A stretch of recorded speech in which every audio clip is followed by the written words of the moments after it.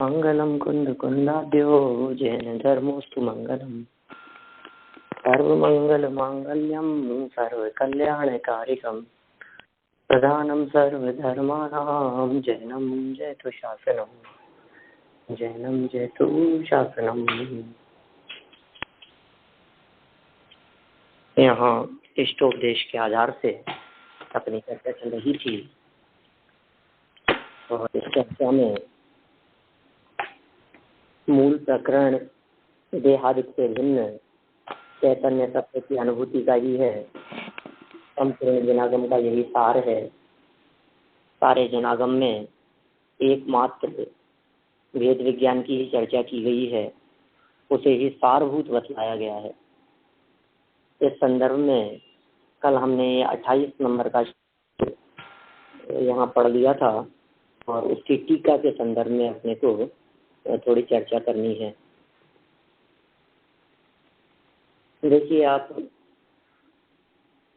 मूल श्लोक हो ही गया, त्यागने की बात कही, मन वचन काय की क्रियाओं को त्यागने की बात कही।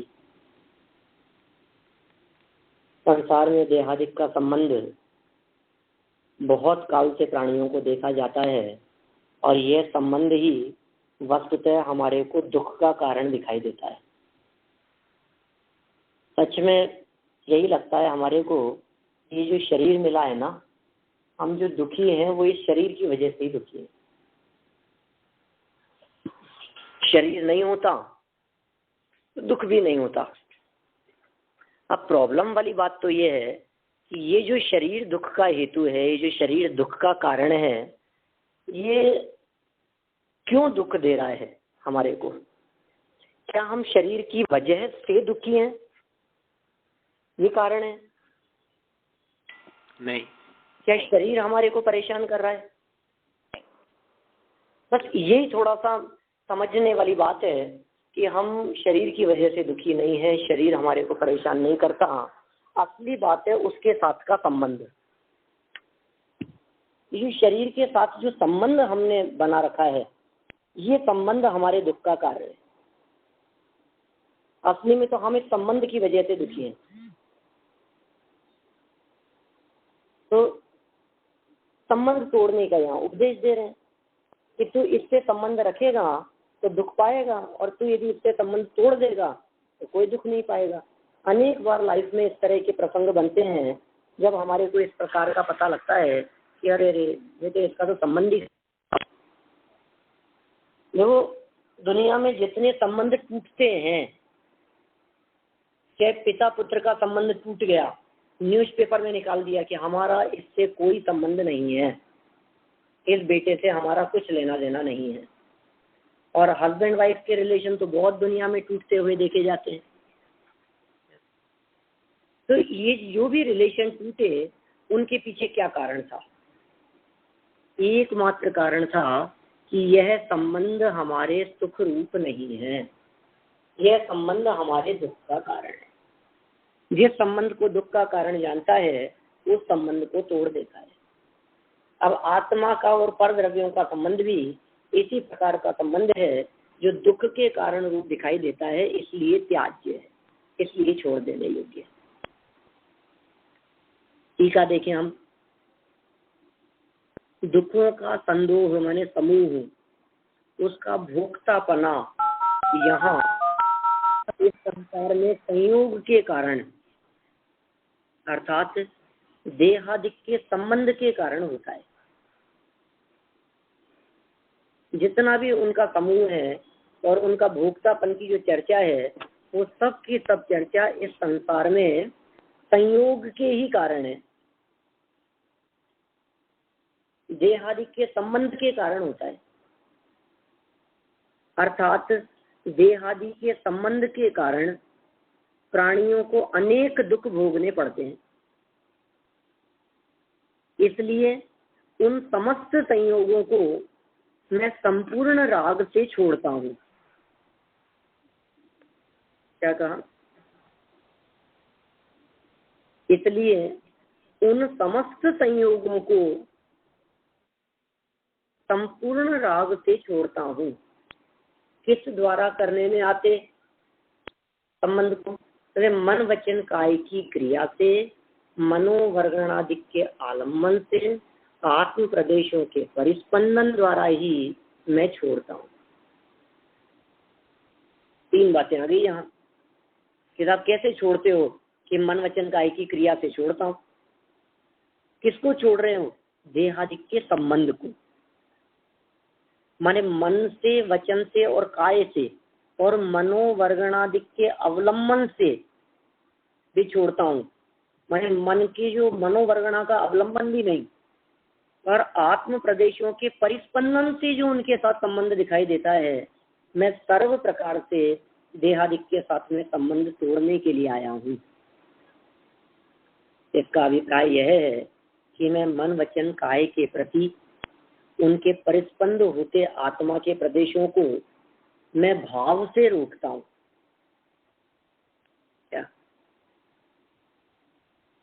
क्या कहा? ये जो आत्म प्रदेशों को मैं रोक रहा हूं ना, ये भाव से रोक रहा हूं मन वचन काय के परिस्पंद को, क्योंकि सुख दुख जिसका एक फल है, वैसे मोक्ष संसार का वैसा भेदा भेद का अभ्यास मूल है। अर्थात आत्मा मन वचन काय से भिन्न है, ऐसे भेद अभ्यास से सुख रूप मोक्ष की प्राप्ति होती है, और आत्मा मन वचन काय से अभिन्न है, ऐसे दुख रूप संसार की प्राप्ति होती है। सरल सरल शब्दों के अंदर बातें कह देते हैं। कभी कभी ऐसे लगता है बहुत बच्चों जैसी सरल भाषा का प्रयोग किया है, साधारण से साधारण बुद्धि वालों के भी समझ में आ सके ऐसे प्रयोग करके बतलाए हैं यहाँ।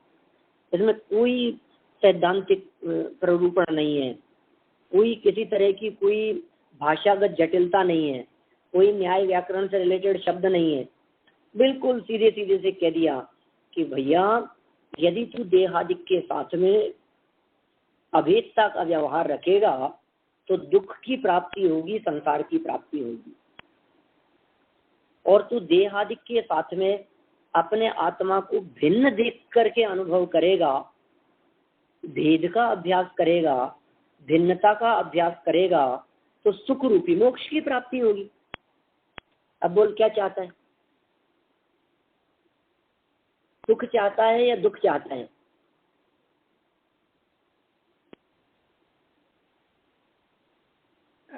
सुख चाहता तो सुख है, चाहता तो सुख है, तो उपाय क्या करता है? उपाय तो देह को ठीक करने का करता है। सच बात तो ये, इसको कुछ होश ही नहीं है मैं चाह क्या रहा हूं और कर क्या रहा हूं। उल्टी दिशा में दौड़ लग रही है, जाना है पूर्व दिशा में और मुख कर लिया पश्चिम दिशा में और दौड़े जा रहा है। क्या होगा बताओ? जितना तेज गति से दौड़ रहा है उतना अपने लक्ष्य से दूर जाता जा रहा है। ऐसा है, जितना तेज दौड़ेगा उतना ज्यादा अपने लक्ष्य से दूर जाता जाएगा। ये बड़ी विपरीत स्थिति है इसके साथ में। अभेद का अभ्यास छोड़ो, अभिन्नता का अभ्यास छोड़ो और भेद का अभ्यास करो। बस इस अभ्यास से ही आज तक अनंत जीवों ने मुक्ति की प्राप्ति की है। मैं समय सार का 130 131 नंबर का कलश यदि आप लोगों के सामने प्रस्तुत करूं तो वहां सिर्फ और सिर्फ वेद विज्ञान की महिमा गाई गई है। आप लोग खोल करके देखें, निर्जर अधिकार का प्रकरण है, संवर अधिकार का, और संवर अधिकार के उस पूरे प्रकरण में वैसे तो प्रारंभ से लेकर अंत तक ही वेद ज्ञान के गीत गाए गए। जैसे भी हो सके भेद ज्ञान करो, जैसे भी हो सके भेद ज्ञान करो, जैसे भी हो सके भेद का अभ्यास करो। क्या जितना बन सके उतना ये कोशिश करो कि वे भेद विज्ञान का अभ्यास हो सके, राग द्वेष से रहित हो सके। शरीर अलग है, आत्मा अलग है, मैं कौन हूँ, क्या स्वरूप है मेरा, क्या ये मेरा स्वरूप है? नहीं, ये मेरा स्वरूप नहीं है। तो ये मेरा स्वरूप है कि ये भी मेरा स्वरूप नहीं है? तो फिर मेरा क्या स्वरूप है?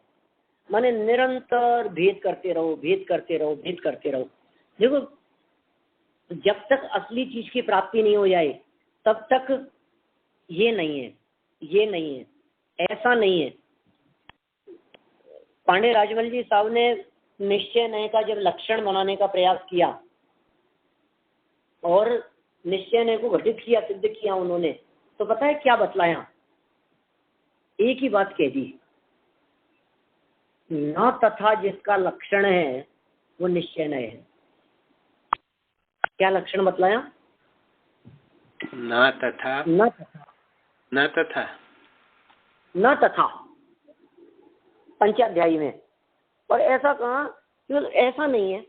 न तथा का अर्थ ऐसा नहीं है, जैसा आप बताए साहब ऐसा है निश्चय ने, ऐसा नहीं है। तो फिर साहब कैसा है? ऐसा है, नहीं ऐसा भी नहीं है। जब बात हो गई, ऐसा कैसा स्वरूप, ऐसा कैसा लक्षण? न तथा लक्षण, ऐसा प्रश्न उठाया कई विद्वानों ने उसकी चर्चा करते समय। जब कभी हम चिंतन करते हैं उसके बारे में तो हमारे को लगता है ऐसा कैसा लक्षण हो सकता है न तथा? आत्मा का निश्चय से स्वरूप बतलाओ। तो बोलो कैसा बतलाओगे आप? शरीर वाला, राग वाला? तो फिर ज्ञान दर्शन वाला तो बताओगे ना। तो पांडे राजमल जी कहते हैं नहीं, ऐसा नहीं है। न तथा का अर्थ ये है वचन अगोचर। न तथा का अर्थ ये है वचनातीत, विकल्पातीत, भेद से पार, बस ज्ञात वह तो वही है। छठी गाथा की दूसरी लाइन, बस कुछ भी नहीं, कहना ही व्यवहार है, ऐसा समझ लो। जो कहा तो व्यवहार, मतलब इस हद तक जाकर के अभेद की चर्चा की है। आप कहोगे साहब असंख्यात प्रदेशी, तो हम कहेंगे गलत है कि क्यों साहब आत्मा असंख्यात प्रदेशी नहीं है क्या? अरे है असंख्यात प्रदेशी, किंतु असंख्यात प्रदेशी जितना ही नहीं है, और भी बहुत कुछ है। तो जो कहा आपने सो व्यवहार है, जो कहा आपने सो अधूरी बात है, उसमें बात ही पूरी नहीं हुई। आपने क्या कहा बताओ मेरे को कि साहब आत्मा ज्ञान दर्शन वाला है, तो क्या आत्मा में ज्ञान दर्शन दो ही गुण है क्या? आत्मा तो अनंत गुणों का भेद अखंड पिंड है भाई। आत्मा तो असंख्यात प्रदेशी भी है, अनंत गुण वाला भी है, अनंत शक्तियों वाला भी है, अनंत धर्म वाला भी है, अनंत स्वभाव वाला भी है। तो कैसा है फिर? एक बात बताओ ना। अरे भैया जो ज्ञात वह तो वही है, बस। वो आत्मा कैसा है कि जो है वो तो वही है, और कुछ नहीं कह सकते अपन। क्या कहें उसके बारे में? तो आत्मा के बारे में क्या कथन करें हम? वैसी बात यहाँ कह रहे हैं, भेद की भावना भाव, भेद करते जाओ, वस्तु में नहीं पर से भेद करते जाओ, अपने तक पहुंच जाओगे। कहाँ कहाँ से भेद विज्ञान कराते हैं। तीन लोक की समस्त वस्तुओं से भेद कराते कराते इस देह मात्र में लाकर के सीमित कर दिया। इस देह से भी भेद विज्ञान कराकर द्रव्य कर्म, और द्रव्य कर्म से भी भेद विज्ञान कराकर भाव कर्म, और भाव कर्मों को भी अपने से भिन्न और न्यारा कह करके ज्ञान दर्शन आदि गुण, और फिर कहा कि ये गुण भेद भी नहीं, ये गुण भेद भी पर्याय है, उससे भी भेद विज्ञान। तो पर्यायों से पार देख ले आप स्वयं भगवान है। उस स्तर तक भेद विज्ञान की चर्चा की है, और उस स्तर तक के भेद विज्ञान को करने की प्रेरणा जो आचार्य कुंद स्वामी ने, अमृतचंद्र स्वामी ने दी, उसमें ये कहा भाव येद भेद विज्ञानम इदम अविचिन्न धारया तावत यावत पराच्युत्वा ज्ञानम ज्ञाने प्रतिष्ठते। जब तक ज्ञान ज्ञान से छूटकर, ज्ञों से छूटकर ज्ञान स्वभाव में स्थिर न हो जाए, तब तक निरंतर कंटिन्यूअसली भेद विज्ञान की भावना भाते रहना चाहिए। भेद विज्ञान की भावना भाते ही रहना चाहिए। जब तक ऐसा नहीं हो तब तक भेद विज्ञान तह सिद्धा सिद्धा ये किल केचन है। सत्यवा भाव तो बद्धा बद्धा ये चल के चल। आज तक जितने भी सिद्ध हुए हैं वो सब भेद विज्ञान से ही सिद्ध हुए हैं, और आज तक जितने भी जीवों ने सिद्ध दशा की प्राप्ति नहीं की, जितने जीव संसार में रुल रहे हैं, वे सब एकमात्र भेद ज्ञान के अभाव के कारण ही रुल रहे हैं, भटक रहे हैं। ये 131 में है ना, 131 130 और 131। हाँ जी। 130 जो है भावयेद भेद विज्ञानम इदम अविच्छिन्न धारया तावत यावत पराच्यत्वा ज्ञानम ज्ञाने प्रतिष्ठते, एक ये है। दोनों ही पूरे के पूरे संवर अधिकार में, प्रारंभ से ही आप देखेंगे संवर अधिकार में तो ज्ञान के प्रदेश न्यारे और राग के प्रदेश न्यारे।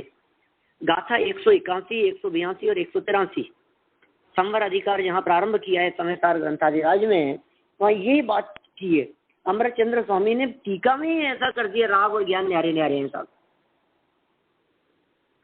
लक्षण अलग अलग है। ज्ञान का लक्षण अलग होता है और राग का लक्षण अलग होता है, और ज्ञान और राग दोनों ही अलग अलग होते हैं, ऐसा जानो आप। तो इस तरह से यहाँ अभेद अभ्यास से दुख रूप संसार की प्राप्ति होती है और भेद अभ्यास से सुख रूप मोक्ष की प्राप्ति होती है। इतना सुंदर प्रकरण दे दिया गया, चित्त को भाने वाला। मतलब ये सुख की चर्चा सुनकर के भी हमारे चेहरे पर मुस्कान नहीं आए, प्रसन्नता नहीं आए, इसका मतलब ये है कि हम अभ्यस्त हो गए हैं, बहुत अभ्यस्त हो गए हैं हम। हमारे को ये बातें जच नहीं रही है, शब्दों के स्तर पर सुन रहे हैं, अनुभव के लिए हम बस ऐसा लगता है कि हाँ ये तो क्या है, हम ही जानते हैं साहब, शरीर और आत्मा अलग अलग है, इसमें क्या है, हम जानते नहीं है क्या? कोई नई बात बताओ। आपको कहूं द्रव्यानुयोग और करणानुयोग में यही अंतर है।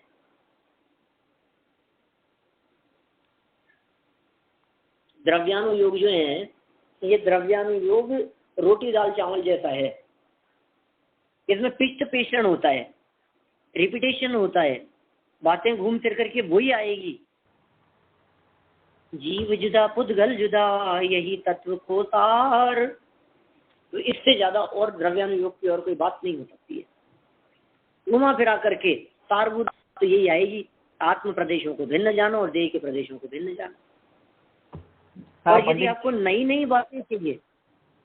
हाँ जी, एक प्रश्न है कि आप अगर नास्ती से बात करो कि ये मेरा नहीं है, ये मेरा नहीं है, ये मेरा नहीं है, और जब भी आप बोलो कि ये आत्मा मेरा है, तो आपका काम हो गया। सो नास्ती से सारी दुनिया को ये नहीं ये नहीं ये नहीं करते हुए आप पहुंचो आत्मा तक, वो फिर बोलो कि ये मेरा है, तो आस्ती से ही बात होगी, तो नास्ती की जरूरत नहीं है कुछ।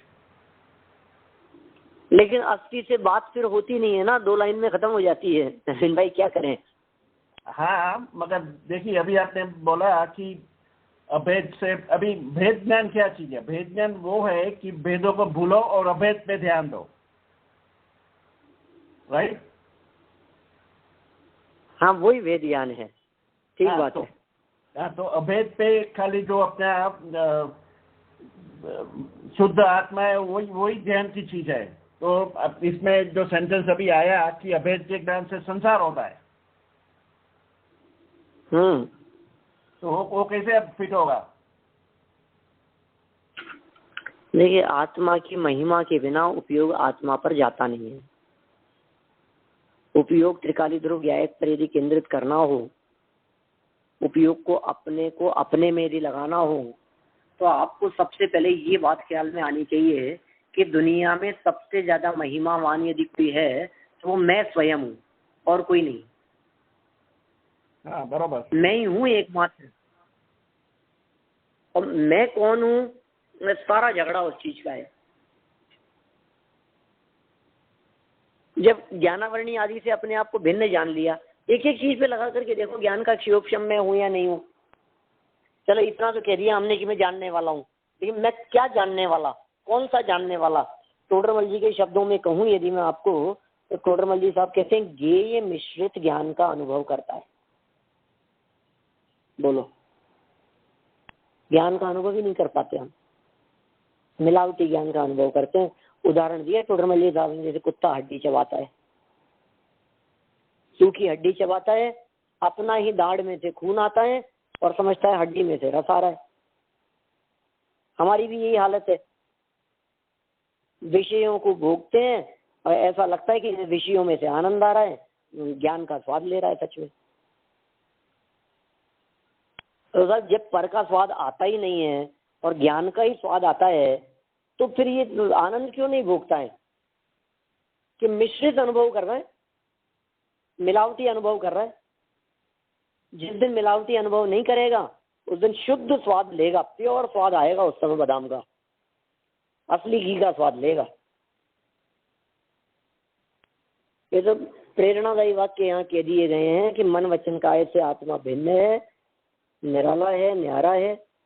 शरीर से तो मैं भिन्न हूं ही, मैं वचन से भी भिन्न हूँ, अर्थात मैं वाणी का भी कर्ता धर्ता नहीं हूँ। अपने आप को वचनों से भी भिन्न जाने। कैसे भिन्न जाने? अभी कोई व्यक्ति हमारे शरीर की तारीफ करता है तो हमारे को ऐसा लगता है कि नहीं कि मेरी तारीफ हो रही है। अभी जब हम ये कहते हैं अपने आप को शरीर से भिन्न जानो, तो सब लोग, जितने लोग सुन रहे हैं अभी, आप लोग कहीं भी हो, चाहे किसी भी क्षेत्र में हो, किसी भी शहर में हो, आप सब लोग ये मानते हैं कि हाँ साहब हम तो भिन्न ही जानते हैं, आत्मा तो अलग ही है। आप हमारे को आधी रात को भी उठा करके पूछोगे तो हम यही कहेंगे आपको कि शरीर और आत्मा अलग अलग है। अब कोई नई बात बताओ। श्रद्धा नहीं है, जानते तो हैं। जानते तो हैं, हम सब जानते हैं कि शरीर अलग है और आत्मा अलग है। अच्छा चलो अलग अलग हैं, लेकिन फिर जब कोई व्यक्ति शरीर की तारीफ करता है तो हमारा चेहरा क्यों खिल जाता है? हमारे कपड़े के कोई व्यक्ति जब हम खुश हैं, कोई कहता है कि आपके दांत बहुत अच्छे हैं, अरे साहब ये तो अपने को प्रसन्नता होती है उसमें। इसी तरह से कोई वाणी की प्रसन्नता करता, तारीफ करता है, वचनों की तारीफ करता है, वचनों की चर्चा करता है, तो हमें वह भी बहुत अच्छा लगता है। माने हम अपने आप को, स्वयं को उस शरीर से, उस वचन से और मन के विकल्पों से भिन्न अनुभव नहीं कर पाते। कभी तो कहते हैं शरीर मैं हूँ, कभी कहते हैं कि नहीं शरीर तो मैं नहीं हूँ, लेकिन ये जो बोल रहा है ना, ये बोलने वाला मैं हूँ। भैया तुम बोलने वाला कैसे हो सकता है? तो वचन से भिन्न है। देखो सच में ऐसा लगता है अपने को कि साहब शरीर तो नहीं हूं मैं, लेकिन बोलने वाला जो है वो तो मैं हूं। क्योंकि जब आत्मा निकल जाता है तब फिर शरीर से जबान नहीं निकलती, फिर शरीर कुछ बोलता नहीं है। इसलिए जो बोलने वाला है वो मैं हूं। कहते हैं ये वचन भी भाषा वर्गणा रूप है, ये वचन भी आत्मा का स्वरूप नहीं है, ये वचन भी आत्मा से भिन्न है, बिल्कुल भिन्न है। अच्छा वचन भी पौद्गलिक है, काया तो पौद्गलिक था ही, इसका मतलब ये भाषा रूप भी मैं नहीं हूं, इसका मतलब मैं बोलने वाला भी नहीं हूं। नहीं तो फिर कौन हूं? जब इतनी बात कहते हैं तो कहता है कि देखो जिसको विचार आ रहे हैं ना, ये संकल्प विकल्प जिसको उठ रहे हैं, बोलो ये मैं हूं। कि हाँ साहब बिल्कुल सच में ऐसा ही लग रहा है हमारे को, ये जो संकल्प विकल्प जिसके हो रहे हैं ना, ये तो मैं हूं साहब। अब तो सही है बात बिल्कुल। अरे क्या सही है? ये मन के विकल्प हैं जो पौद्गलिक हैं, मनोवर्गणाओं रूप है, चंचलता है, ये पौद्गलिक चंचलता रूप है। ये मैं मन वचन काय तीनों से रहित हूँ, माने विकल्प जितना भी मैं नहीं हूँ, विकल्पों से भी पार हूँ मैं। ऐसा भेद विज्ञान करना पड़ेगा हमारे को। उनका तो प्रैक्टिकल लगा करके देखो एक एक चीज को। जैसे मैं कहता हूँ ना कि चक्षु इंद्रिय से मैं देख रहा हूँ, अब बताओ मैं चक्षु इंद्रिय से देखता हूँ कि ज्ञान से देखता हूँ? करो फैसला, अभी हो जाएगा। ज्ञान से जानते हैं, ज्ञान से ही देखता हूँ मैं।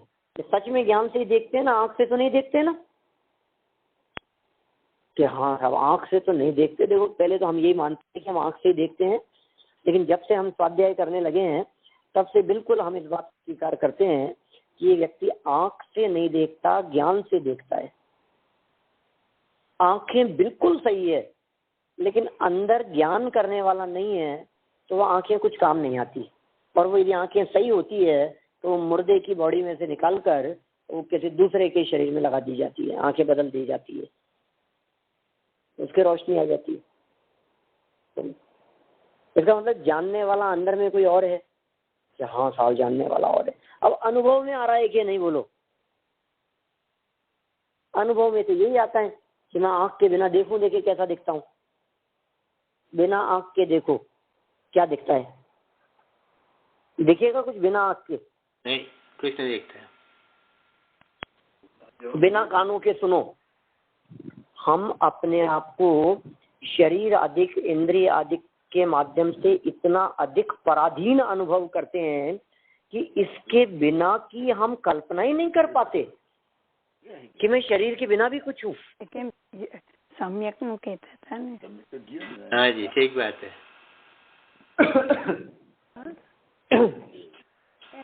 मुझे तो लगता है कभी ऐसा कि हाथ पांव के बिना मेरा कोई अस्तित्व ही नहीं है, कोई वजूद ही नहीं है। आंख ना कान के बिना मेरा क्या अस्तित्व है? कई लोग तो ये कह देते हैं कि अरे साहब आंखें खराब हो गई तो मैं तो जी नहीं सकता बिना आंखों के। कई लोग ऐसा कहते हैं कानों से बिल्कुल सुनाई नहीं देता, मेरा तो जीना ही खराब हो गया, मैं क्या करूं, बिना कानों के मैं क्या हो सकता है। भाई साहब बिना कान के सर्व चार इंद्रिय तक के जीव जी रहे हैं, बिना आंखों के तीन इंद्रिय तक के सब जीव जी रहे हैं। बोलो आप क्या कहें, हम कैसे जीते हैं, कैसे अनुभव करते होंगे, समझ में नहीं आती है। लेकिन क्या करें, यहाँ शब्दों के माध्यम से समझाने की कोशिश कर रहे हैं कि शरीर, मन और वाणी, इन तीनों से आत्मा भिन्न है। करो बैठ करके अभ्यास, एकांत में बैठ करके। ये जो ग्रंथ अपना चल रहा है, इष्टोपदेश, और बीच बीच में ये समाधि तंत्र आदि के जो ज्ञानार्णव वगैरह के जो श्लोक दे देते हैं, ये सब ध्यान के लिए हैं। बैठ के करो ध्यान, जो पढ़ा सुना है ना, अब 10 मिनट बैठ करके ध्यान करो, सामयिक करो, और सामयिक में वो ध्यान करने का प्रयास करो कि आत्मा कैसा है, ज्ञायक आत्मा कैसा है, मैं कैसा हूं।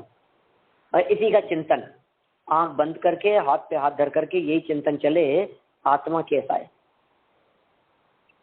मन वचन काय के माध्यम से होने वाला परिस्पंदन, ये परिस्पंदन जो हो रहा है, इस परिस्पंदन रूपी आत्म प्रदेशों को भी मैं रोकना चाहता हूं, क्योंकि ये भी मेरा स्वरूप नहीं है। मैं दृढ़ता पूर्वक इनको रोकता हूं, अर्थात सर्व दुख समूहों पर विजय प्राप्त करता हूं।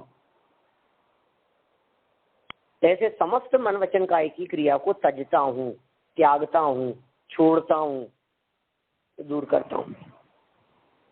ऐसे भेद विज्ञान का अभ्यास होगा तो ये जीव सच्चे सुख की प्राप्ति कर पाएगा। देखिए समाधि तंत्र में क्या कहते हैं नीचे। समाधि तंत्र श्लोक 62 में कहा है कि स्वबुद्धया, ये श्लोक है, ये स्वबुद्धया यहाँ से शुरू हुआ है। श्लोक 62 नंबर का पूरा श्लोक देखना हो तो 74 पेज पर ऊपर दिया गया है, नहीं तो नीचे देखिए। जब तक शरीर, वाणी और मन, इन तीनों को यह मेरे हैं ऐसी आत्म बुद्धि से जीव ग्रहण करता है, वहां तक संसार है। और जब उनसे भेद बुद्धि का अभ्यास करता है तब मुक्ति होती है। ये बात, वही तो बात है जो बात अपन पीछे पढ़ चुके हैं। मतलब ये क्या होता है, इसी प्रकार की पद्धति, जो रिसर्च करने वालों की जो पद्धति होती है ना, वो कुछ कुछ इसी प्रकार की पद्धति होती है। आर्टिकल्स लिखने वालों की जो पद्धति होती है वो इसी प्रकार की पद्धति होती है। एक बात लिखेंगे, फिर वही बात कौन से ग्रंथ में आई है, फिर उस ग्रंथ के आधार पर उसी बात को दोबारा लिखेंगे, फिर उसी बात को किसी और ग्रंथकार ने कहा है तो वो बात लिखेंगे। ऐसी पद्धति लिख रही है। पूज्यपाद आचार्य की बात को सिद्ध करने के लिए, उनकी बात को सत्य सिद्ध करने के लिए आशाधर जी ने यहाँ प्रमाण स्वरूप ये गाथा यहाँ श्लोक प्रस्तुत कर दिया समाधि तंत्र का। ये साहब जैसी बातें यहाँ कही है ऐसी ही बात समाधि तंत्र में भी कही गई है। बार पढ़ता हूँ, देखिए कोई नई बात आती है क्या सामने। देहादि के संबंध के कारण क्या प्राणियों को संसार में अनेक प्रकार के दुख भोगने पड़ते हैं।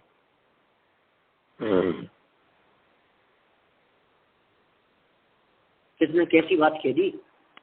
वही बात है वैसे तो, जो बात मूल श्लोक के अंदर कही है, बात तो वही कहना चाह रहे हैं। देहादि के संबंध के कारण प्राणियों को संसार में अनेक प्रकार के दुख भोगने पड़ते हैं।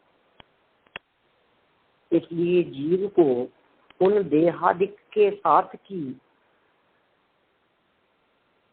एकता बुद्धि को सर्वथा छोड़ना चाहिए। दुख भोगने का कारण था शरीर का साथ पकड़ रखा था। शरीर का साथ यदि छोड़ा हुआ होता तो दुख नहीं भोग पाता। इसलिए जीव को उन देहादिक के साथ की एकता बुद्धि को सर्वथा छोड़ना चाहिए और स्व सन्मुख होकर ऐसे परिणाम करना चाहिए कि जिससे मन वचन काय का अवलंबन छूटकर आत्मा अविकारी हो और अंततः आत्मा के प्रदेशों का परिस्पंदन भी रुक जावे। देखो ये प्रयास करना चाहिए। देहादिक के साथ में एकत्व बुद्धि तो सर्वथा छोड़ ही देनी चाहिए। अब कोई व्यक्ति ये कहे कि साहब देहादिक के साथ में यदि मैंने एकता बुद्धि छोड़ दी तो फिर क्या होगा? मेरा एक शरीर ही तो है जो मेरा साथ देता है, बाकी तो सब मेरे से अलग ही दिखाई देते हैं, चौड़े न्यारे न्यारे दिखाई देते हैं। घर मुझसे अलग है, परिवार मुझसे अलग है, पत्नी पुत्र मुझसे अलग है, ये सब तो मेरे से अलग है। अब आप कह रहे हो कि साहब देह से भी छोड़ दो तो फिर तो मैं तो कहीं का नहीं रहूंगा, फिर अपनापन क्या करूंगा मैं? तो कहा ये छोड़ेगा तो दृष्टि स्वभाव सन्मुख होगी और स्व सन्मुख होकर ऐसे परिणाम करना चाहिए जिससे मन वचन काय का अवलंबन छूटकर, मन वचन काय का अवलंबन छूटे और आत्मा अविकारी हो जाए और अंततः आत्मा के प्रदेशों का परिस्पंदन भी रुक जाए। आत्म प्रदेशों का परिस्पंदन कब रुकेगा? कि अंततः फाइनली करना तो यही है हमारे को। 14वें गुणस्थान में रुकता है वो। हाँ जी, तो 14वें गुणस्थान में रुकता है सही अयोग। अयोग तो 14वें गुणस्थान के अंदर होगा, बात आपकी बिल्कुल बराबर है। लेकिन यहाँ तो बिल्कुल परिस्पंदन रुकने का अर्थ ये है बुद्धि पूर्वक शरीर वाणी और मन इनसे विराम, इसका नाम परिस्पंदन रुक जाना। यह अविकारी का अर्थ क्या हुआ इस गाथा में? सब विकल्प छोड़ना। जो जितना परिस्पंदन है वो परिस्पंदन ही विकार है। विकार शब्द का अर्थ ये है कि भाव कर्म और द्रव्य कर्मों के आकर्षण का कारण बने, वो विकार है। मन वचन काय के आलम्बन छोड़ने की बात कर रहे हैं ना? जी। तो मन वचन काय का आलम्बन छोड़कर आत्मा अविकारी हो तो इसका मतलब मन वचन काय का आलम्बन आत्मा को विकारी बनाता है। मन वचन काय का आलम्बन विकारी बनाता है, इसका अर्थ ये हुआ कि उससे नवीन कर्मों का आश्रव नहीं रुकता, नवीन कर्मों का आश्रव होता रहता है। तो एक ही वाक्य में यदि मैं आपसे कहूँ, एक ही सेंटेंस में, तो ये कह सकता हूँ जिससे नवीन कर्मों का आना होता रहे उसका नाम है विकारी अवस्था। और मन वचन काय की चंचलता से ये आत्मा विकारी होता है। तो सबसे पहले काय की स्थिरता। देखिए ऐसा कभी नहीं होगा कि शरीर से चलते चलते आत्मा का अनुभव हो जाए। प्रथम भूमिका वाले शिष्य की बात करता हूँ। जी। ऐसा कभी नहीं होगा कि शरीर से ही स्थिर नहीं है और उपयोग स्थिर हो जाए। ऐसा कभी नहीं होगा कि जवान से चिल्ला रहा है, बोल रहा है और उपयोग आत्मा में स्थिर हो जाए। ऐसा कभी नहीं हो सकता कि मन में इधर उधर के संकल्प विकल्प चल रहे हैं और मन में आत्मा का अनुभव हो जाए, नहीं हो सकता। ये सब बहिर्मुखी है। मन वचन काया का जो ये अवलंबन है, ये बहिर्मुखी है, जो जीव को विकारी बना देता है। तो हम ये चाहते हैं कि उनका साथ छोड़ो जो आत्मा में कंपन उत्पन्न करते हैं, उनका साथ छोड़ो जिनके साथ में हम जूझते हैं, कांपते हैं, घबराते हैं, बंधते हैं, उनका साथ छोड़ो। और अंत में भावना क्या बातें हैं कि आत्मा के प्रदेशों का परिस्पंदन भी रुक जाए। असली परिस्पंदन तो रुकेगा सिद्ध दशा में, 14वें गुण स्थान में, ठीक है ना। एक तो उस स्थिति में पहुंच करके सर्व प्रकार का परिस्पंदन रुक गया, एक काम हो गया, आत्म प्रदेशों का परिस्पंदन रुक गया। और दूसरी स्थिति क्या कि स्थूल तो रुके, कम से कम शरीर हिलेगा तो शरीर में तो बैठा है आत्मा, आत्मा स्थिर कैसे रहेगा? मुझे बतलाइए, किसी बर्तन में दूध है और वो बर्तन हिलेगा तो दूध स्थिर रहेगा ना अंदर? रहेगा। क्यों? बर्तन हिल रहा है, दूध भी हिल रहा है। बर्तन हिलेगा तो दूध भी हिलेगा। क्यों हिलेगा? इसलिए हिलेगा क्योंकि बर्तन के अंदर दूध है, आधार है। बिल्कुल सिंपल सी बात यहाँ कह दी। शरीर के अंदर आत्मा है, अब शरीर हिल रहा है, आत्मा हिलेगा कि नहीं हिलेगा? होगी आत्म प्रदेशों की चंचलता भी। शरीर ही स्थिर नहीं है, आत्म प्रदेशों की चंचलता कैसे रुक जाएगी? तो पता है एक और बात मैंने टोडरमल जी ने लिखी,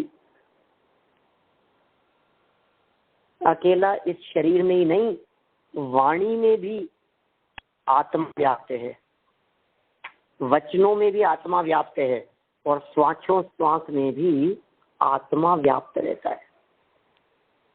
प्राण रहते हैं उसमें, उसमें जीवत्वपना व्याप्त रहता है। इसलिए कोशिश परिस्पंदन के रुकने की। देखिए आगे, जब तक शरीर मन वाणी में आत्म बुद्धि है तब तक संसार की परंपरा चालू रहती है, परंतु मन वचन काया आत्मा से भिन्न है, ऐसे भेद विज्ञान के अभ्यास से मुक्ति की प्राप्ति होती है। पंडित जी, हाँ, यहाँ हम जो निर्विकल्प कहते हैं वो तो ज्ञान गुण का हो जाएगा, और यहाँ निर्विकार, तो वो कैसे घटित करेंगे दोनों के बीच? निर्विकल्प अनुभूति और निर्विकल्प हो जाना और निर्विकार हो जाना। देखिए, चंचलता को विकार कहा है, यहाँ आत्म प्रदेशों की चंचलता को विकार कहा है। तो चारित्र हो गया फिर? चारित्र की बात है, बिल्कुल। हाँ हाँ, बिल्कुल चारित्र की बात है ना। चारित्र में ही दिखाई देता है विकार। तो सर्व प्रकार से विकार रहित होने की प्रेरणा दे रहे हैं और मुक्ति की चर्चा चल रही है। मोक्ष के अंदर चारित्र मोह का भी पूरी तरह से अभाव है, ज्ञानियों की चर्चा चल रही है यहाँ पे।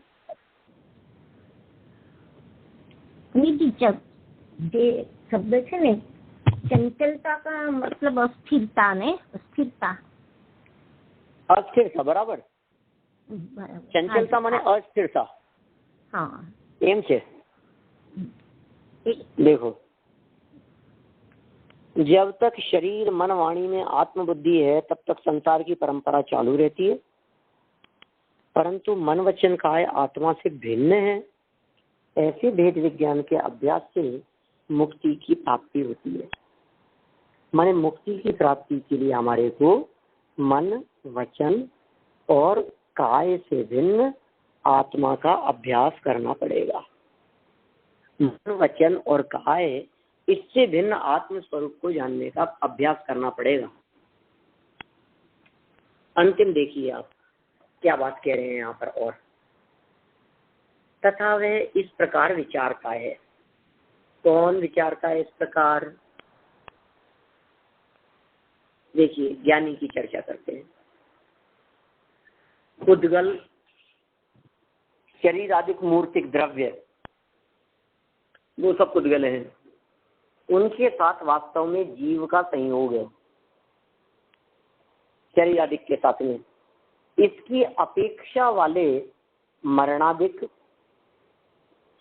और उनके दुख किस प्रकार दूर किए जा सकते हैं, ये ज्ञानी इस प्रकार का विचारता है कि शरीर की अपेक्षा वाले या शरीर की अपेक्षा से जो मरणादिक होते हैं, शरीर के संयोग की अपेक्षा से जो जन्म है और शरीर का संयोग छूट जाने की अपेक्षा से जो मरण है, और ये जन्म और मरण में जो ये दुख उठाता है, ये किस प्रकार दूर किए जा सकते हैं? उद्गल के साथ अर्थात शरीर के साथ मूर्त द्रव्य के साथ जीव का संबंध, कितने सारे साथ बता दिए। उद्गल के साथ माने शरीर के साथ, और शरीर के साथ माने मूर्तिक द्रव्यों के साथ जीव का संबंध आगम में सुनने में आता है। ये कह रहा है ऐसा, ये संबंध हमने थोड़ी ना मान रखा है, या हम हमारी मर्जी से नहीं मान रहे हैं, तो आगम में सुनने में आता है। ये तो हमने संयोगों की चर्चा, ये क्या बोलते हैं, असमान जाति द्रव्य पर्याय की चर्चा शास्त्र में पढ़ी है। उसके कारण अर्थात उद्गल के संयोग निमित्त से जीव को मरणादिक अर्थात मरण रोगादिक संभवते हैं। उसको जैसे मरणादि संभवते हैं, वैसे मरणादि संबंधी बाधाएं भी संभवते हैं। क्या करें, जिस जीव को मरण की अनुभूति होगी उसको मरण संबंधी बाधा भी ख्याल में आएगी, उसको मरण संबंधी दुख भी लगेगा। तो किस प्रकार, किस तरह की भावना से मुझे उन दुखों को परिहारना, ये प्रश्न है। शिष्य को इस प्रकार की शंका हुई, ये बात तो समझ में आ गई कि साहब यदि मैं संयोग से मरण मानूंगा तो फिर मरण संबंधी तकलीफ भी होगी, मरण की बाधा भी होगी, मरण संबंधी दुख भी होगा, ये सारी परेशानियां साथ में लगती है।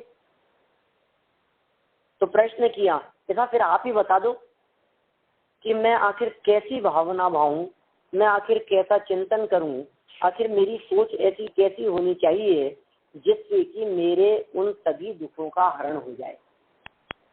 क्या मेरे उन सभी दुखों का हरण हो जाए, ऐसा कैसे किया जाए?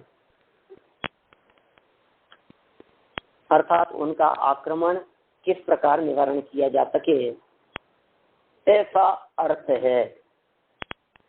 यदि आपने ध्यान दिया होगा, पूरे ग्रंथ में इसी पद्धति का अनुसरण किया है कि जब भी कोई नया श्लोक देने वाले होते हैं तो उसके पहले उत्थानिका में ही अर्थात पिछले श्लोक की चर्चा में ही नवीन श्लोक उत्पत्ति के बीज वो देते हैं। ये बड़ा गजब है, ये लिंक है एक दूसरे से, ये धारा प्रवाह एक श्लोक को दूसरे श्लोक से कितना सुंदर ढंग से यहाँ आशाधर जी ने जोड़ा है। पूज्यपाद स्वामी ने नहीं, पूज्यपाद स्वामी ने तो श्लोक लिखे, ये तो टीका में उस बात को जोड़ा गया, भावार्थ के माध्यम से उस बात को स्पष्ट किया गया, नवीन प्रकरण को जोड़ा। आपको यदि ऐसा लगता है कि अरे साहब मौत आ जाएगी तो क्या होगा, ऐसा मर जाऊंगा तो क्या होगा, दुख भोगना पड़ेगा हमारे को, नहीं नहीं मैं मरना नहीं चाहता, तो क्या करूं बतलाओ, यदि मेरे को दुख से मुक्त होना हो तो क्या करना पड़ेगा? तो पता है क्या कहते हैं, क्या करना पड़ेगा? चिंतन कर। स्वयं ने प्रश्न उठाया और स्वयं ही उस बात का समाधान करते हैं। ऐसा सुंदर जवाब दिया है कि तू मरण से दुखी है, जब मर जाएगा तो पता भी नहीं लगेगा कि मैं मर गया।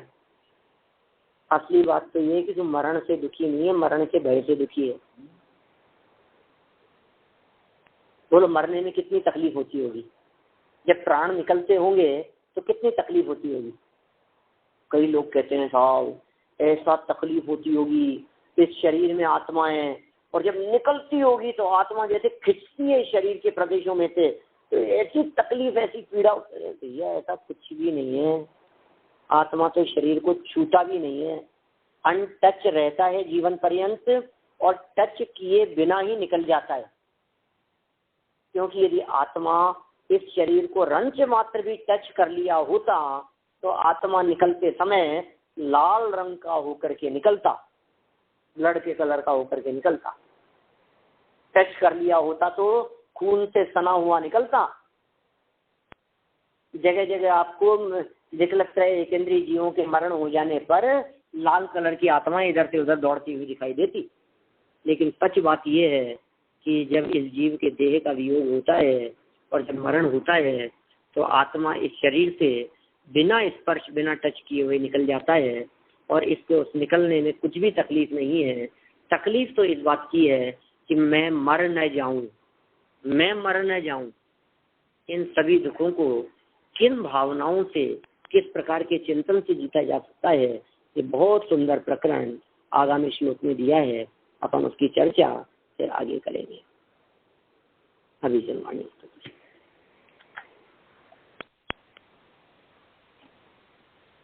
जावाणी के ज्ञान से सूझे लोकालोक, तो वाणी मस्तक नमो सदा देत हूँ, सदा देत हूँ।